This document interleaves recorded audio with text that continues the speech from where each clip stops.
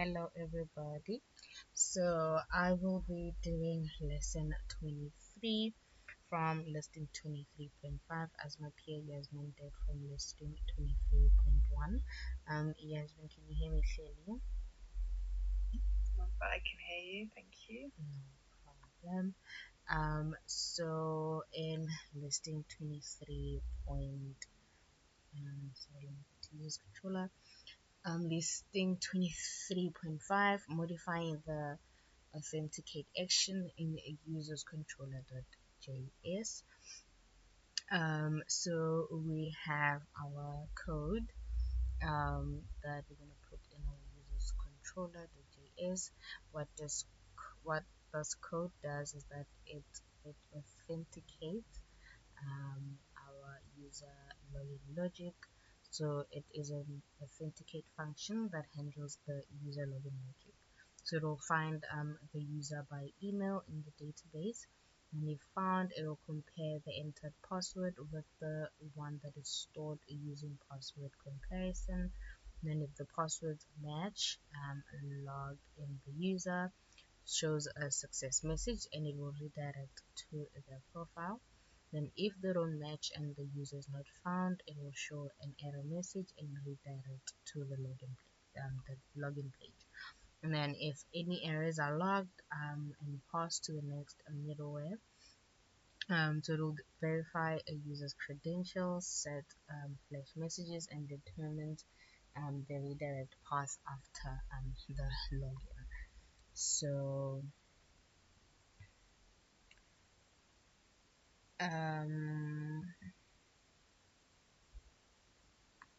let me try to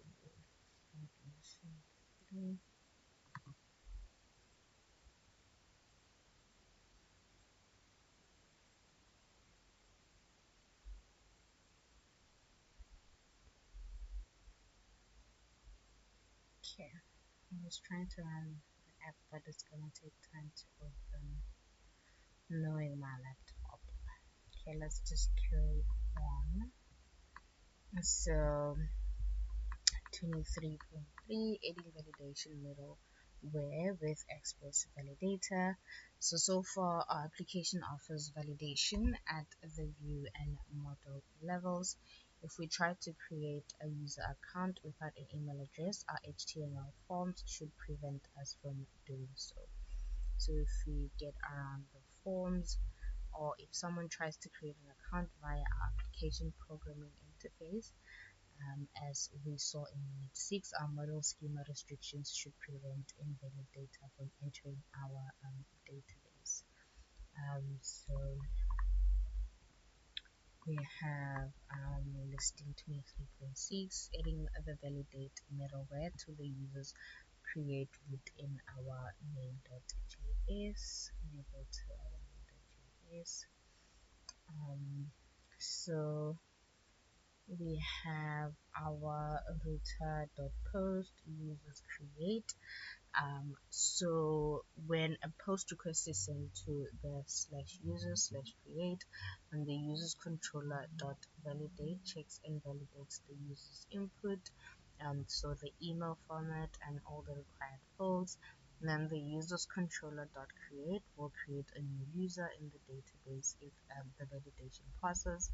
And then the users controller.redirect view also redirects the user to another page, either their profile or a success page. So what this code does, it processes a user sign up by validating input,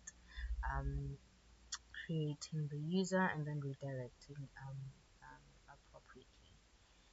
So we will have our validators, which will check whether incoming data meets certain criteria, sanitizers, which will modify incoming data by removing unwanted elements or casting the data type before it enters the database. And then we have our listing 23.7.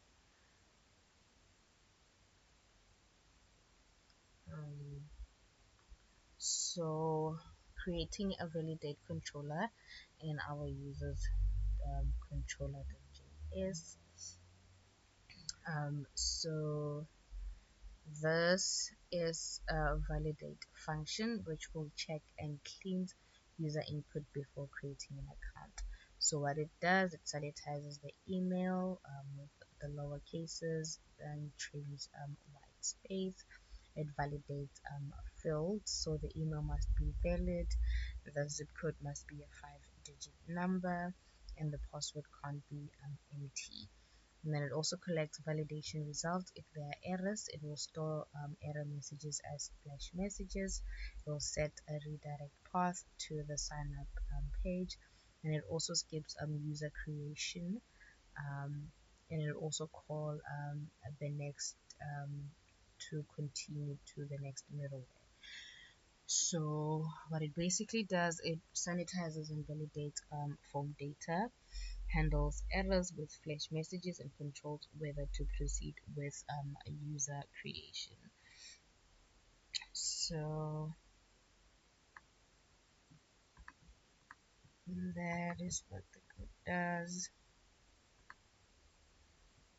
So we have reached the end of lesson 23, and then in summary, we implemented a hashing function for our users' passwords. We also created a login form in action by using the decrypt.compare method to match hashed passwords against user input on login.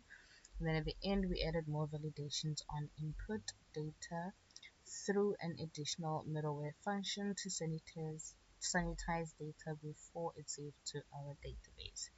I hope everything was clear on your side, Yasmin. Do you have any questions?